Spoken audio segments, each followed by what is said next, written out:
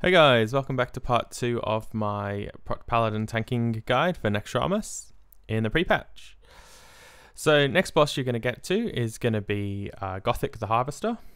The best place here for you is going to be on the live side. The undead are actually resistant to holy damage, so you're no good over there.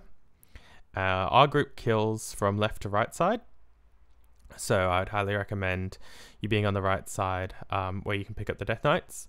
It's a relatively easy fight. You can actually use Exorcism from afar to position the perma shackles off the stacks, and then they get shackled and there's no risk of them being cleaved down. It's really easy to target the new mobs that are coming through. It's a relatively easy fight, live side on the last kill target, and you'll have a really easy time here. With the Death Knights being undead, Exorcism works a treat. So that's it for that one. Alright, so once you get to the trash on the way to 4 Horsemen, there's nothing really to say about that. It's stuff you've already done. If you want to tank in 4 Horsemen, if your guild has enough healers to cover for you, you want to grab one of the back horses. I start on Blamo, so Exorcism Judgment on it, on the pull, and running into the corner. So this is classic where we don't have the taunt. So this is just going to get so much easier with a taunt. How we handle the threat swaps at the moment is I come in and dump Exorcism, Holy Water, like White Swing plus Judgment, and I do use the Fishing Trinket as a lot of those things are based off spell hit. So I'll quickly show you a tank swap and what it looks like. Okay, so I'm going into the horse here. You want to run down the right hand wall to prevent the chain lightning effect, and I do my wombo combo on the horse and take it off the warrior. At the moment we also have to run salve on the back tanks just to keep the threat ceiling really low, and the tank that's ahead of me in the rotation, he knows that I'm coming and he really tries to minimize his threat. So yeah, it's a champion effort to get Prot Paladin tanking these at the moment. Won't be a problem come pre-patch. Jump on one of the back horses, they hit much weaker, and you really shouldn't have any issues tanking this. So there's another tank swap, he's taken off me, and out I go. Assuming you know all the rest of the mechanics for 4 Horsemen, you can either have your front tanks come in and relieve you once you're done, or you can just tank it to the end.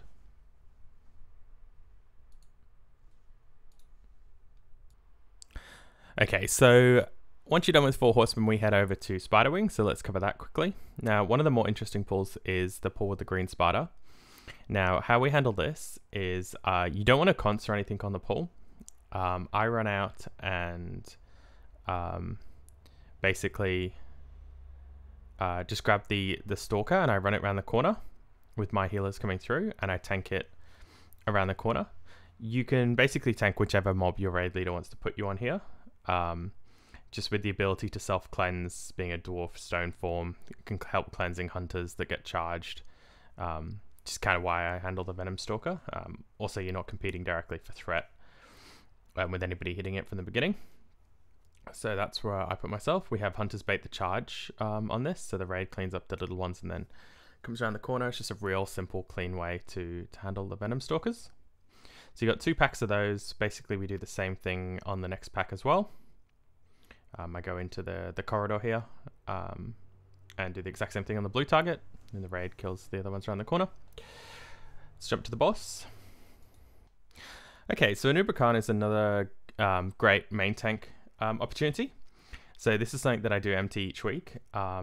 It's good because you don't have DPS hitting the boss from the get-go, or you shouldn't have DPS hitting the boss from the get-go if you do the safe strat like my guild does. Obviously, we are more of a casual guild.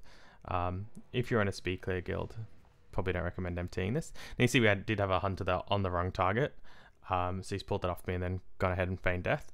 Not generating a gigantic amount of threat whilst positioning the boss.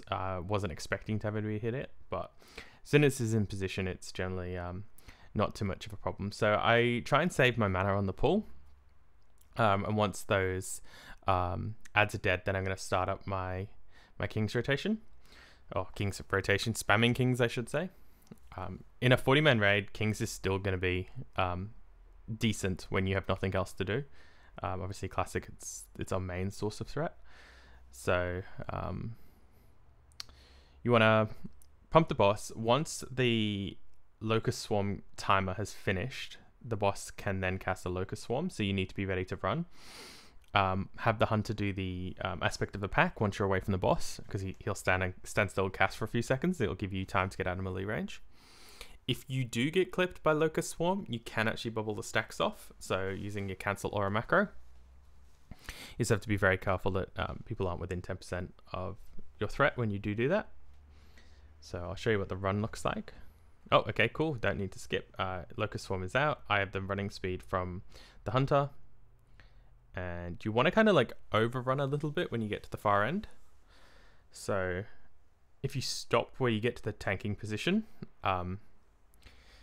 he is gonna clip you with the stacks. So I'll just run a little bit down here and then turn around right at the end, and there you go. I don't get any stacks. And that's that fight. It's a really easy fight for you to main tank as a paladin. Okay, so in the next room, we've got a bunch of these skitter packs. We have already gone through some of these, but I'll just go over how to do them really quickly. So get a const down as soon as you can. Get a holy shield up if you're using the engineering shield. And then AOE your little heart out. DPS will need to wait for like, you know, a couple ticks of cons. We will also have Avenger's Shield, which will generate a little bit of extra threat on some targets, which is going to be real nice. So remembering as well that like I didn't have cons ready yet, so I do this in mostly mitigation gear because they can hit pretty hard. It won't be so much of a problem again in the pre-patch with that extra health pool. Onto the next pool is a bunch of spiders, so we're just going to run into these on the right hand side. I tank the undead one. Again, undead targets, they just help you out with your threat, being able to use exorcism. And generally I try and position the Reaver so it can be cleaved by the DPS now. So in the stack, just facing away so it can be cleaved. Pretty simple. That's where I'd put you for spider trash. Okay, after this you got another skitter pack, so this is where you really shine. Big AOE pull, as long as DPS give you like 1 or 2 GCDs. Obviously I know a lot of guilds do it with lips and AOE taunts. That won't work because lips are completely changed. In the pre-patch they just reduce damage taken by 120 rather than, still a good potion, right, but not going to have the same effect. Okay, after this you've got more spiders to kill, lots of skitters, and again going to be really nice with that bonus spell power. Alright, so lots of trash between Grand Widow Felina, so I'm just going to jump forward to her. There's nothing really to say, just grab a target, generate some threat on it. Okay, so Grand Widow Felina is another good boss for Prot Paladin. So I generally pick up all the ads, and I'm going to Kings on the pull. Ask the raid not to cleave, and then Kings the ads to you. It should be relatively easy to drag all the ads out.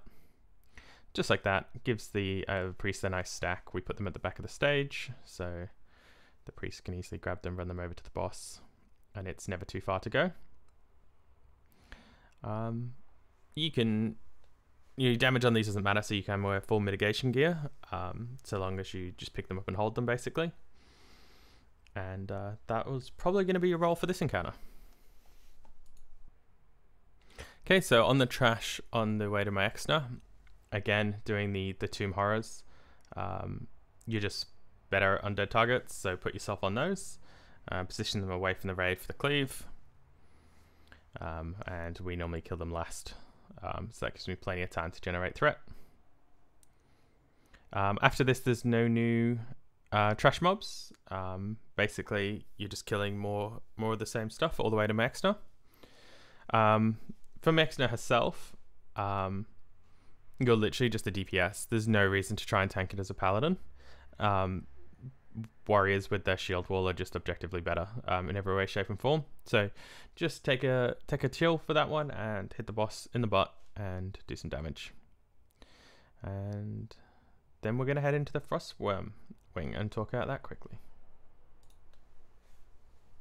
Alright, so for Saff, obviously you can tank it. I've tanked this in Classic just one time to prove it could be done. No, check out that video if you're interested in Prot. It's pretty wild ride, to be honest. But for the most part here, you're just going to be better as a healer. Assuming you're already healing for your guild right now, you don't want to leave your guild a healer down. So that's one of the beauty things about it being a Prot Paladin. You can don your healing set and still do decent healing. So you just help out with the heals. Do Saff as you normally would, and in saying that though, I might give this another main tank in the pre-patch, see how those new talents feel while actually main tanking a relatively hard-hitting boss. There shouldn't really be any mana concerns with the new talent, or the new passive, and at the same time, like, Fret should be like a lot better than what it is in Classic. Okay, so in the pre-patch, I'll definitely be jumping in to tank some KT. After the mind control goes out, I'm going to exorcism, I'm going to judge, I'm going to chuck a holy water and try and grab threat. And if I do grab threat, I will continue tanking it. Right now, if I grab threat, I'd let one of the druid or the warriors pull off me because I just can't sustain the threat required to hold threat.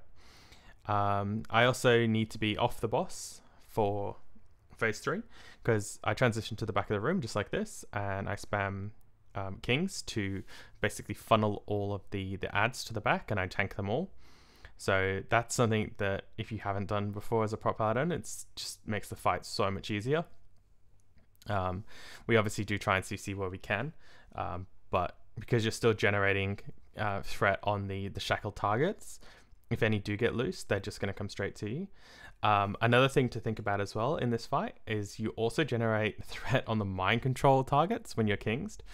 So you can hit some kings and funnel the MCs towards you, and if any do get loose, they're going to come for you rather than going for like a healer or a real squishy DPS. But yeah, that just about covers what I'm going to be doing in Nax. Guys, if you've got any questions, please leave them down below. I love helping you guys out with all your Prot Paladin stuff. Just want to see you succeed. Gonna be a whole lot of fun tanking Nax in the pre-patch, and if you found the video useful, don't be afraid to subscribe. We're just at 1250 of you, so thanks for that, team, and see you in the next one.